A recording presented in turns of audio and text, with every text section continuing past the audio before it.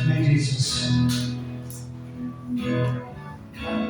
My Jesus, my Savior, Lord, there is none like you.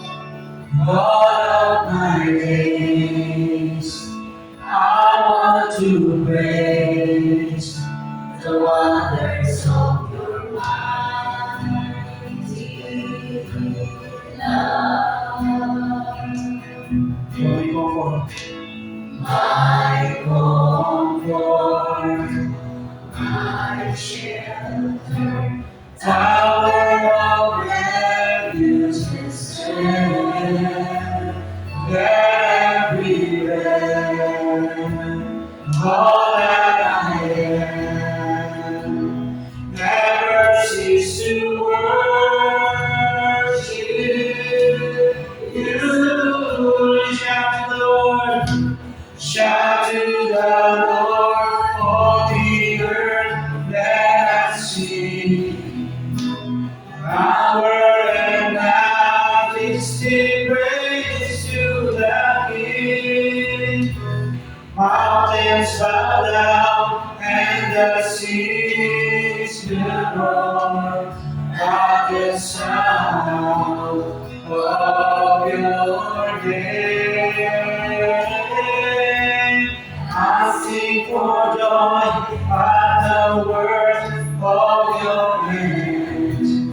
Forever I love you, forever I stand.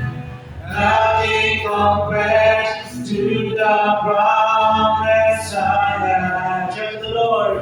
Shout to the Lord, all the earth that has seen. Power and majesty, praise to the King. Mountains bow down and the seas will roar at the sound of your name. I sing for joy at the word of your name. Forever I love you, forever I stand. Nothing compares to the promise I have. Nothing compares. Nothing compares to the promise I have. Nothing compares. Nothing compares to the promise I have in you. Yes, Lord.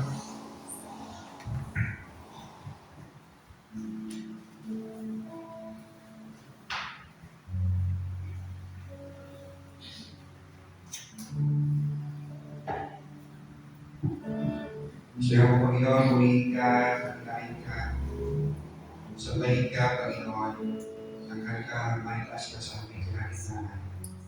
We praise you, thank you, Lord. Salamat po sa maghapon, salamat po sa pagkakataon ito. We pray ito sa amin po ay sama-sama kalapit sa iyo sa pananampahan. And po as we go to your presence, O God, yes, Lord, broken to us, Panginoon. Malahanan mo, Panginoon, ang nalubahan ng iyong anak, nasa namin yung iyong kalapitan. Muli, Lord, sa iyong mga salita, ay pagpapayaya sa aming mag-usap. Lubayan kami ng usap ng Espiritu, na kami nagpag-unawa, nabubuo, Panginoon, atensyon, at kami nais na makaunawa, Panginoon, sa tulong babae ng usap ng Espiritu. Sa mga nagkakatuwa, Lord, ng pagkakaroon ng iyong salita, ang biyaya kayo magpanap sa bawat isa, ikinalangin namin, Panginoon, pag-iingat sa mga bagay sa buhay. Tingin sa Panginoon. Salamat ng marami. Muli ka namin natagila. Mga sa mga lagi. May pasasalamat. Sa mga sa mga ng Jesus. Amen. Praise the Lord.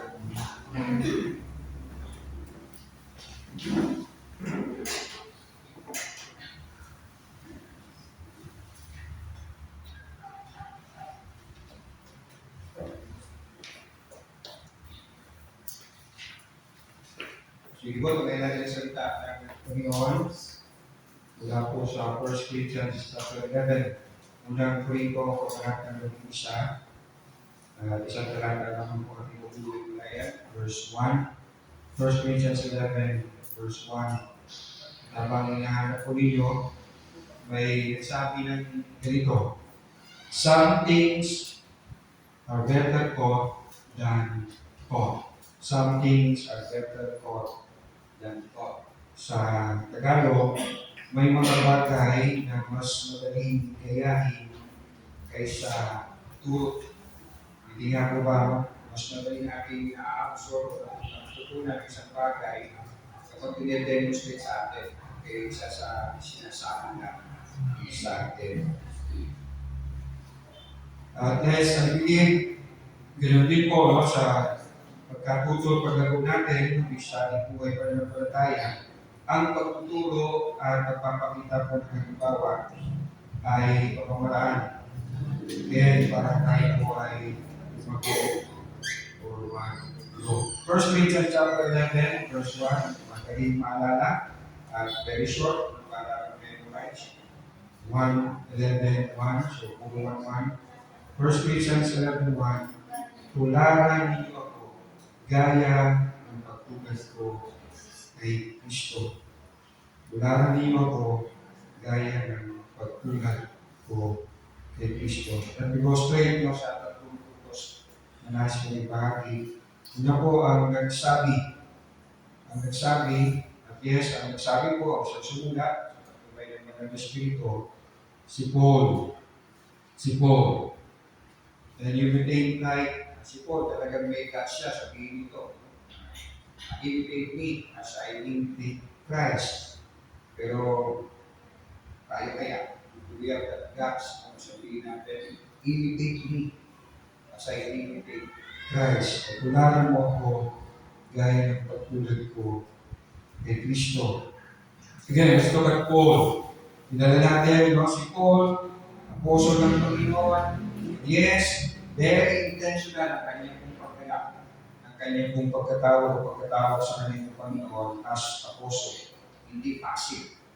Talagang intentional siya sinabuhay ang pagkatawag sa kanya ng Panginoon as his apostle. Sabi ko niya sa 1 Corinthians chapter 15, unang Korinto kabanata 15, talata 10, ngunit dahil sa kagandahang loob niya, ako'y naging isang apostol at hindi naman nawalan ng kabuluhan ng kaloob niya ito sa akin. Katunayan, nagpaglaro ako ng higit kaysa sino man sa kanila. Subalit hindi ito dahil sa sarili kong kakayahan, kundi dahil sa kagandahan ng loob na nasa akin. Here was Paul saying, na very intentional ako. Hindi ako nagpagod para ako sa kapwa kong mga apostol. At what drives him na para gawin ito, na magpagal higit pa sa kanyang kapwa kong mga apostol. At sabi nga po niya, subalit hindi ito dahil sa sarili mong kakayahan, kundi dahil sa kagandahan loob ng Diyos na nasa akin. Remember yung babae na adulterer na pumasok sa bahay, isimulan ko sana ng Panginoon Jesus. At siya pumunta sa paan ng Panginoon Jesus, binuhusan pa mo ang paan ng Panginoon Jesus. At sabi nga, doon siya inuha, binasa ng kanyang buhok, hindi kapahayagan ng kanyang naranasan ng pagkakatawa ng Diyos. And here si Paul, as he confessed kami sa dapat na Panginoon Apostol, tinawag siya ng Panginoon. So what drives him, na gawin ito intentionally, gawin na magpagaligin kayo sa higit sa kapwa niyo mga apostol, again, dahil sa kagandahan loob ng Diyos. I do believe isa sa sign na we are growing in faith. Na as we grow at na tayo pa talagang luwanag po, kapag nakikita natin yung faith naman na talagang kagandahan loob ng talagang Diyos. It's all His grace. Yes, intentional siyang ginanap ang kanyang pagka-apostle. Ako po, driven by the grace of God. At yes, upang maging mabuti. Halimbawa. At bilhin ng talata po, binika ni Pablo, nagpapakita na ginawa ng lahat ng ito, again, driven by the grace of God, and yes, we want to set an example. Unang Korinto, Kabanatang 4, 11. So, 1 Corinthians chapter 4, verse 16. Kaya isinasama ko sa inyo, tularan ninyo. It just say mismo na tularan ninyo ako na wala siyang ginawang halimbawa. Dahil kung wala siyang ginawang halimbawa, so, tularan sa kanya. So, siya ay nagpagana ng gusto sa pagiging apostol to set an example, to be a model. Philippians chapter 3, verse 17. Philippians chapter 3, verse 17. Mga kapatid, magkaisa kayong tumulad sa halimbawang ipinakita ko sa inyo. Pagkukulan din ninyo ng pansin ang lahat ng sumusunod sa aming halimbawa. Look at Paul again. Tumulad sa halimbawang ipinakita ko sa inyo.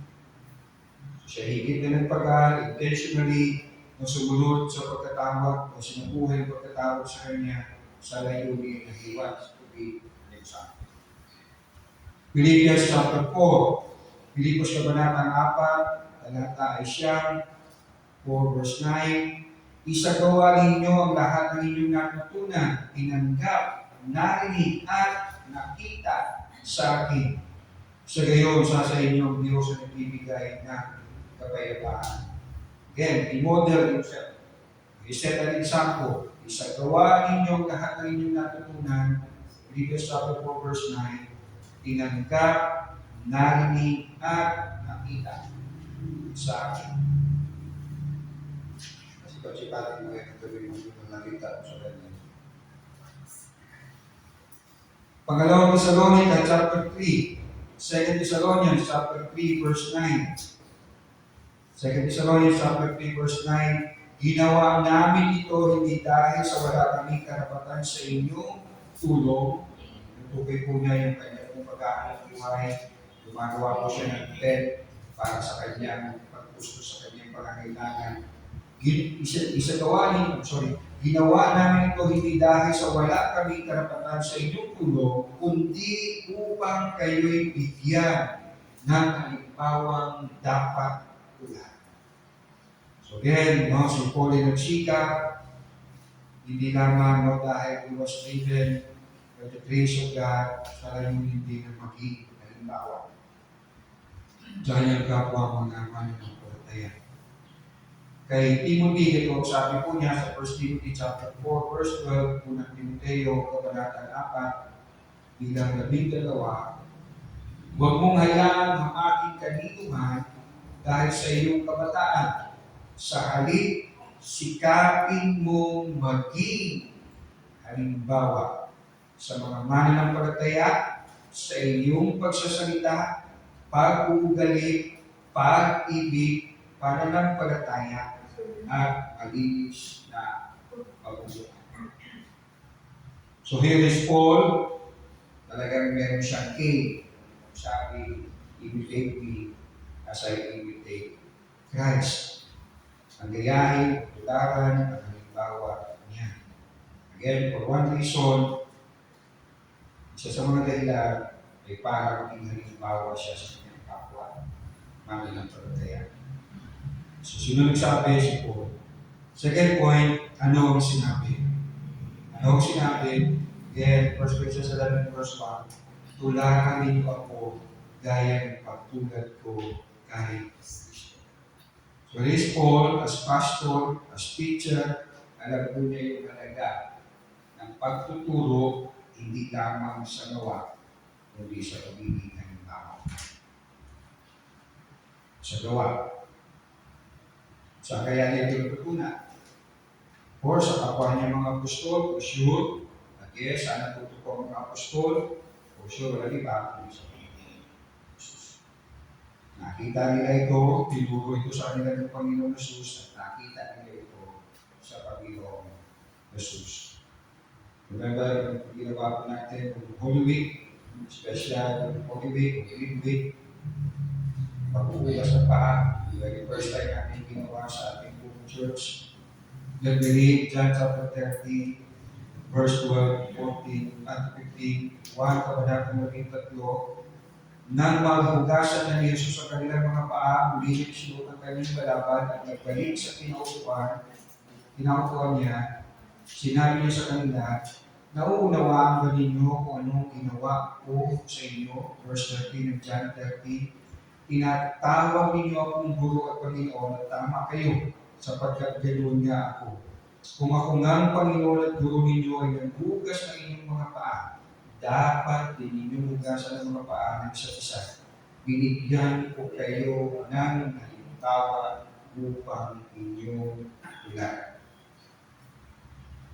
Noong ginawa natin po ito, nag-share kung ano po ang nasa sa isip ko. But yes, I could be wrong. Dahil totoo lang naman talaga nakakita ng kalooban ng tao ay mag-Diyos namin. Pwede tayo tumama, pwede tayo magkamali. Kaya nga po dapat tayo maging maingat o hindi tayo dapat magtutuklog. Maliban na lang talaga nakakita natin, nakita na natin. Pero yes, wala akong nakakapasa talaga ng kalooban ng tao. I do believe, no, may mga nagbukas ng paa sa kapatid niya to express appreciation, to express love, to express pasasalamat, maybe paghingi ng tawad, or maybe pagpapatawad. To some, maybe with intention to serve, ginawa yun, to serve out of love. Again, I'm not a prophet. Only God really knows nasa puso ng bawat sa atin. Remember, kahit ang mga apostles, nakasulat din sila ng mga false believer. No? We used to hear this, no? Discernment, pero they did discern all na lahat ng pumasok ay tupa.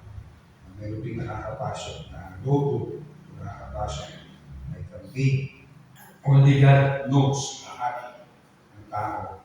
Sabi nga niya po sa John, sa kanyang sulat, Gospel of John, sa chapter 2, verse 25, hindi na kailangan may magsabi pa sa kanya, well, to Jesus, tungkol sa kaninuman, sapagkat nalalaman niya ang nasa isip na hindi lang tao, kundi ng lahat ng tao. So, only God really knows. Pero, very clear, ang ginawa ng Panginoon Jesus this night, He did it out of love. He did it out of service na merong pagmamahal and to set an example. Hindi niya yung ginawa to appreciate yung mga alaga, hindi niya ginawa yun, no? To take yung mga alaga, hindi ginawa niya yung to serve out of love and to set an example. And so, ang mga alaga, hindi na ginawa nila, at tuturo sila, hindi lamang sa pamamagitan ng salita, kundi by setting an example. Sa Apostle Peter, sa kanyang unang sulat, 1 Peter chapter 2, verse 21, unang Pedro, kabanatang 2, 21, ang pagtitiis ng hirap ay bahagi ng pagkatawag sa inyo ng Diyos, sapagkat ang si Kristo ay magtiis para sa inyo, nag-iwan siya sa inyo ng isang halimbawa na dapat ninyong lubos na tularan. So, hindi just do it, no? Para sa kaligtasan natin, yes, isa kailan o sa paraan, is to set an example. Ito dapat natin tularan bilang mga mananampalataya. Sa Apostle John, sa kanyang unang sulat, 1 John chapter 2, verse 6, 1 John chapter 2, verse 6, sino mang nagsasabing nananatili siya sa Diyos ay dapat mamuhay tulad ng pamumuhay ni Jesus. Again, example, tularan, example ng Panginoon Jesus. 1 John chapter 2, verse 6, sino mang nagsasabing nananatili siya sa Diyos ay dapat mamuhay tulad ng pamumuhay ni Kristo. So yes, all the apostles, basically were saying, imitate us as we imitate Christ. Hindi lang si Paul nagsasabi na, gayahin mo ako, tularan niyo ako, kung paano ko tinutularan ng Panginoong Jesus, bibilahin kami sa tinutularan namin ang Panginoong Jesus. I just read kanina sa Philippians chapter 3, verse 17, we just read again, mga kapatid, magkaisa kayong tumulad sa halimbawa ipinapakita ko sa inyo. Pagkukulan din ninyo ng pansin ang lahat ng sumusunod sa aming halimbawa. So you ask yourself, anong pinag-uukulan nyo ng pansin? Yung mga di sumusunod sa hawa ng Panginoon o sa mga sumusunod? Pag sabi sa'yo ito, bahala ka ma-stress. Kung tutularan mo, o susundan mo, o ang babantayan mo, ay ang mga tao hindi sumusunod sa halimbawa ng Panginoon. Let me just read it again. Pagkukulan din ninyo ng pansin ang lahat ng sumusunod. Hindi sinabing hindi sumusunod. Ang lahat ng sumusunod sa aming halimbawa. So, nagsabi si Pablo, sinabi, naaral niyo ako, gaya patulad ko sa Panginoon sa Kristo. Pangatlo pa muli, kaya sinasabihan, sinabihan. Para sabi sa iyo sarili, ako yun. Of course, yes, ikaw, ako, kapwa ko mga mananampalataya, this is for us. Hindi ito for unbelievers. This is for all believers. To imitate Christ, to imitate, sabi po, imitate me as I imitate Christ.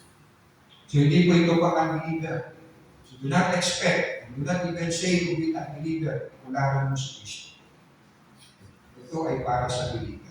Isa din, naranasan lang po na experience, and so, naranasan lang kaligtasan ng Panginoon, and so, dahil ligtas ka na, dahil tinanggap ka ng Panginoon, dinari ka ng anak niya, tularan mo si Kristo. Umuhay ka, katulad ng Kristo. At hindi nga ba itong layunin ng Panginoon sa pagkiligtas sa atin, to be like Christ. Romans chapter 8, Roma, Kabanatang 8, verse 29 to 30. Romans chapter 8, 29 to 30. Sapagkat sa mula-mula ay alam na ng Diyos kung sino magiging kanya at ang mga ito'y pinili niya upang maging katulad ng kanyang anak. Sa gayon siya naging panganay sa lahat ng maraming magkakapatid. Verse 30, ang mga pinili niya noon pang una ay kanyang tinawag, at ang kanyang tinawag ay kanya rin ginawa ng sala, at ang mga ginawa ng sala ay kanyang binahagian ng kanyang kaluwalhatian. So verse 29, maging katulad ng kanyang anak. Verse 30, pinili, chosen, tinawag, called, ginawa ng sala, justified, binahagian ng kanyang kaluwalhatian, glorified. Kaya tayo ligtas upang tayo maging katulad ng Kristo. Sa 1 John chapter 3, unang buwan, kabanatang 3, verse 2 to 3.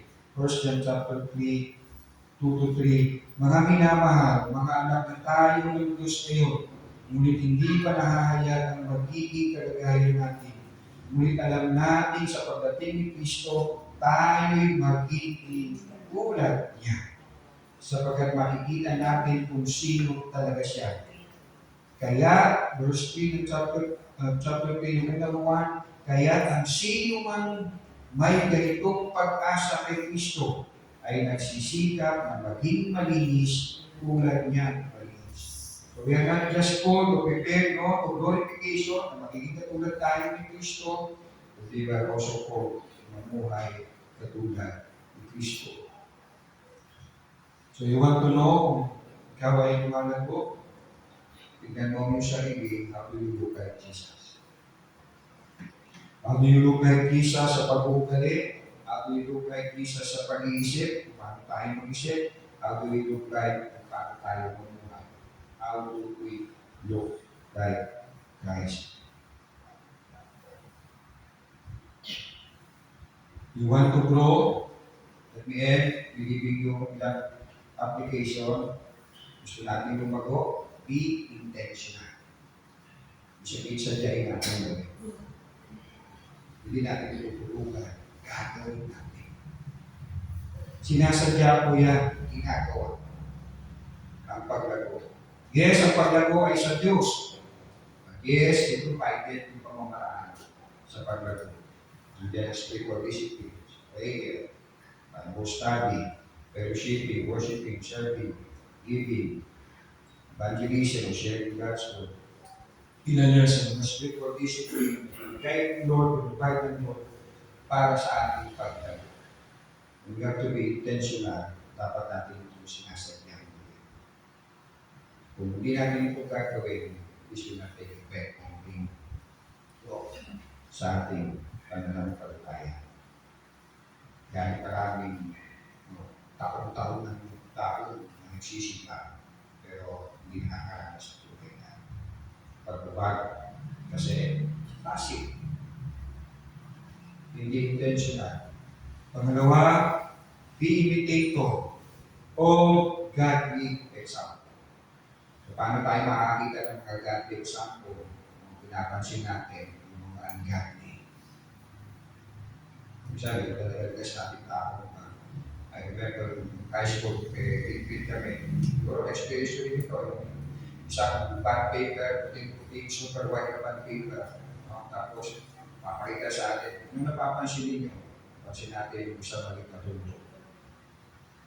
Tapos sabihin sa atin, kung tayo, kung hindi natin napansin yung super white, napansin natin yung isang madumi, maliit. So, minsan madalas, kaya fail to see ourselves at mag-desire, mag-examine sa sarili natin, pero going on na kasi nakatingin tayo sa bad example. Sa bad example. Rather than looking at sa good example, sabi na, imitate them. Sabi nga sabi ng text natin, imitate me as I imitate Christ. So be intentional, be imitator of godly example. Ano, pag tumingin po tayo sa mga focus tayo sa ungodly o sa mga professing Christian pero hindi sinasabuhay sa salita ng Panginoon, we can get discouraged. O kaya, hindi tayo discouraged, sabihin natin, I'm good. Anyway, I'm better than him. So hindi tayo matulog. Kasi feeling na natin, at least mas mabuti ako kasi sa kanya. Remember, nung ako po'y 10 years namin mag-asawa, muli-muli ako, gusto ako bilang asawa. So, okay ako, tapos yan, loko. Okay naman. Pero nung pumunta ako sa Bible, sabi yung Biblia, mahalin mo yung asawa, katulad ng pagmamahal ni Jesus. Sa kanyang iglesia, nabinigay niya kanyang buhay. So I realized, na-feeling good pa. Kaya ako sa Bible. So see, kapag ang standard natin yung godly example, mag-aspire tayo na mag-godly, maging godly. Pero kung ang ating basihan, ang ating sukatan ay mas mababa sa ating, sabihin natin sa spiritual life, good na. Ano kung minsan lang ako umatin? Yan nga, din natin, ay good na. Ano kung minsan lang ako, kung minsan ay napapamura ako, yun nga, butas sa pagmura. So, ay, good na. Ano kung pero, again, be imitator of godly example. Yes, let us imitate Christ. And say, perfect example. And say, Amen. Pangatlo, so be intentional, be imitator of godly example. Yes, be an illustration of intentional ay ito sabihin ko yan. Let's be an example. Be an illustration or example to others. Yes, may pakitayo sa mga tumitingin, lalo na sa mga mahihina pa sa pananampalataya. Kasi kailangan nila ng encouragement. Kailangan nila ng encouragement. Kailangan nila ng model. Kailangan nila ng example. Kasi sabi nga natin sa opening, mas madali tayo natututo sa pag-demonstrate. Kaya diba yung manual, pag pinasa mo, ano ba yun? Tapos tuturo sa iyo yung tao. May tuturo lang yan. Hindi lang pala yun. Mas madali natin mag-gets. No? Kaysa doon sa basahin. So yes, there has to be an example. There has to be an illustration. Pakita natin, lalo na sa mga mahihina sa pananampalataya. Upang tayo hindi maging katitusuran, hindi tayo maging kalakasan, maging encouragement, maging inspirasyon. So sabi ni Paul kay Timothy, sa kita na naranasan ni Pastor Timothy, problema sa church, problema sa kasamaan ng mundo, sabi ni Paul sa kanya sa 2 Timothy chapter 3, 2 Timothy chapter 3, verse 14, ngunit ikaw, kaya Timothy, ngunit ikaw, patuloy ka sa mga aral na tutunan mo at matibay mong pinagmulaan sapagkat kilala mo ang mga nagturo nito sa iyo. Batwas Paulo sa Timothy, sige lang, magpatuloy ka sa mga aral na natutunan mo sa salita ng Panginoon. At yan, remember, yung mga nagturo sa iyo, they are your examples. Sila yung mga halimbawa mo na dapat mong tularan, na dapat mong kayahin. Ang bago kayo tinutukoy niya, nanay ni Timothy, ang garmado ni Timothy, and yes, ang kanyang sarili. So yes, let us grow, imitate godly, be intentional in paano lumago, imitate godly people, and yes, be an inspiration for example. Like we do that. Panginoon, maraming pong salamat. Ito po, salamat Lord dahil napakataas ang pagkatawag ito po sa amin dahil kami ay dahil lamang sa labo, kami sa lupa, kasala pa nga kami Panginoon. Salamat, tinawag kami, hindi kami ng bagong buhay, hindi kami ng bagong layunin Panginoon. That is to be like Christ Panginoon. At salamat po Diyos dahil hindi lang po kayo nagutos sa amin na kaming tumulad sa iyong anak sa Jesus aming Panginoon, hindi kayo ay nag-provide ng mga tulong upang kami Panginoon ay lumago. Patuloy Panginoon na lumago maging kabanis ng mga anak sa Jesus. Opo Panginoon, salamat sa napakagandang at tunay na walang mabuting layunin sa buhay namin. Hindi kami po ay matulad ni Kristo. Salamat Lord, hindi na po kami ninais na tularan si Jesus sa kanyang halimbawa, sa kanyang buhay, sa kanyang pananalita, sa kanyang isip, Panginoon. Hindi po, Panginoon, kami tutulad niyo po sa kanya sa araw ng muling pagbabalik ng aming Panginoon Jesus. We will have the glorified body, katawan na wala ng sakit, wala ng pagkabuo, at po, hindi magkakasala. Salamat po marami sa pag-asa nito habang hinihintay namin, tulad-tulad ng ako kami, ng buhay gaya ni Kristo. Salamat po, ito yung namin nagatihan. In Jesus' name. Amen.